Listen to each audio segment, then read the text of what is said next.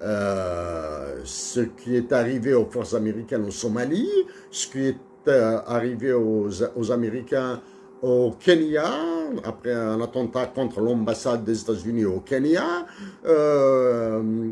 et ils doivent actuellement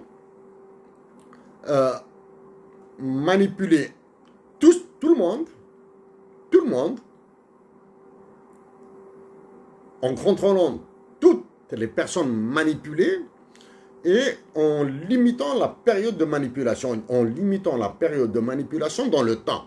C'est-à-dire éviter qu'elle s'étire dans le temps. Hein. L'Égypte, la Syrie, la Libye, l'Algérie, depuis au moins 2018. En moins 2018, hein, depuis l'apparition de ce mouvement ravageur qui s'appelle le Hirak, hein, actuellement. Donc, voilà. Donc, les États-Unis d'Amérique à travers l'USAID, de Peace Corps. Les Peace Corps, ce sont les corps, traduits littéralement, c'est les corps de la paix, hein, alors que ce sont vraiment des forces de frappe, hein, des forces de frappe. Donc, voilà. Donc, les Américains ont décidé de renverser, en quelque sorte, la table, hein. Ils vont la renverser. Pourquoi? Parce que la Chine, avec son initiative One Belt, One Road Initiative en Afrique, a pris de l'ampleur. Ça, c'est la première. Deuxième, la Russie veut sa part en Afrique. Elle veut sa part économique et militaire en Afrique, mais surtout déplacer le feu de ses frontières. Si la Chine est relativement éloignée, hein, ça dépend d'où est-ce qu'on regarde la Chine et les États-Unis d'Amérique, hein, de quel côté du globe on regarde. Hein. Si nous d'Algérie, nous avons l'impression que la Chine est très très loin des États-Unis d'Amérique, alors qu'il suffit d'aller de l'autre côté du globe pour voir que la Chine et les États-Unis d'Amérique sont relativement proches. Hein. La même chose avec la Russie. Hein. Avec la Russie. Donc, maintenant, il y a ce déplacement avec l'USAID et les Peace Corps du combat de la guerre contre la Chine et la Russie vers l'Afrique. Et pour tout ce qui est pôle Nord, Arctique, pôle Sud, peu d'informations sont disponibles. Pour l'Arctique, le pôle Nord, pour tout ce qui est mer de Barents, Barents Sea,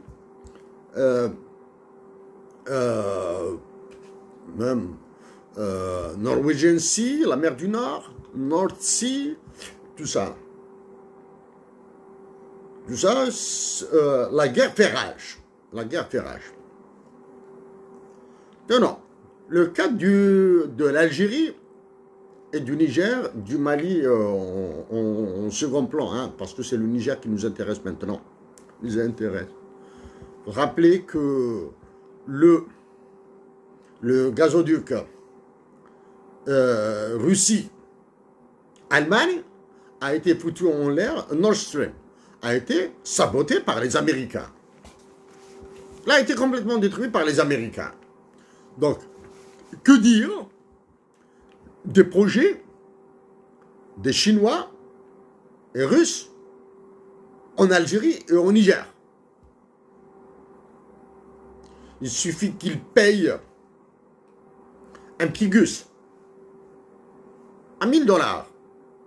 Et lui donner de green card pour qu'il, ce gus-là, à 1000 $, là, pour qu'il organise des petits voyous pour qu'il fasse ses sabotages. L'exemple, c'est, il remonte un petit peu dans le temps, c'est Ain Amenas. L'attaque de la raffinerie de la base d'extraction de gaz et de pétrole de Ain Amenas en Algérie. Ça, c'est le truc.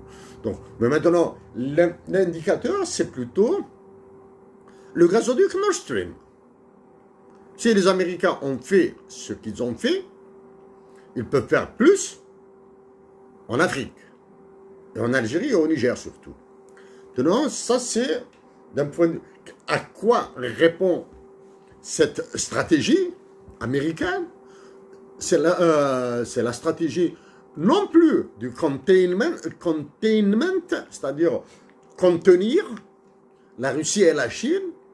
Il s'agit d'endiguement, c'est-à-dire l'endiguement, c'est-à-dire chasser le plus possible la Chine et la Russie de l'Afrique.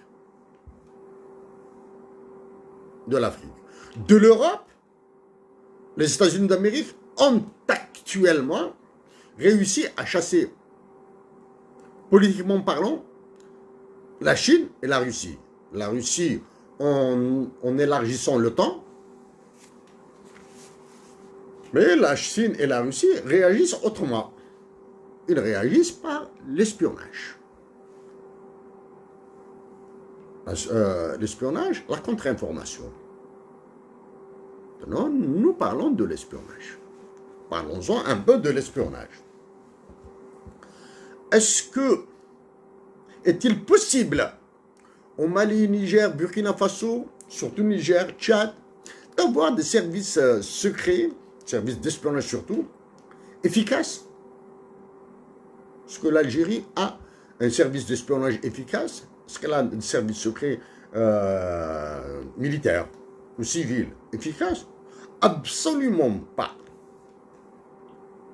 Depuis que nous avons introduit juste comme un tout petit élément, vraiment un élément infime à prendre en considération entre l'établissement de relations entre l'Algérie et Israël, nous avons introduit l'élément d'espionnage, le Mossad et la sécurité militaire algérienne. Depuis que nous l'avons introduit, chez les ignares, là, les analphabètes, de l'armée algérienne, l'espionnage est devenu une blague dans la presse. Un général est condamné pour espionnage, un général est condamné pour atteinte à la sécurité de l'État ou quelque chose comme ça. Alors que les attachés défense, les attachés militaires algériens à l'étranger, et surtout chez les puissances étrangères, sont complètement absents du circuit informationnel. Les attachés défense et les attachés militaires sont complètement absents du circuit informationnel. Trois raisons pourraient être avancées. Ils sont extrêmement puissants, donc ils sont intouchables. Ces généraux et attachés militaires, ces attachés défense et attachés militaires sont extrêmement puissants qui sont devenus intouchables. Ces attachés défense et attachés militaires sont devenus blindés parce ils vivent aux États-Unis, en France, en Belgique, en Allemagne ou en Angleterre, donc ils sont intouchables parce qu'ils bénéficient de la protection des pays dans lesquels ils résident. C'est valable aussi pour la Chine et la Russie, le Japon, l'Australie même. C'est valable. Donc, nous sommes ici. C'est-à-dire, si vous tentez de nous toucher, nous allons demander l'asile politique. Ça, c'est la deuxième raison qui pourrait être avancée. Est-ce qu'une raison? Plutôt, c'est un deuxième facteur comme ça. Parce qu'il n'y a point de raison pour trahir sa patrie. Le troisième élément, ils sont réellement des agents des Américains, des Français, des Belges, des Anglais, des Australiens, des Japonais, des Allemands, des Italiens. Ils sont réellement des espions. Donc, pour les toucher, un ciel de feu pourrait tomber sur l'Algérie. D'accord. Tenons tout ça, nous l'avons parlé.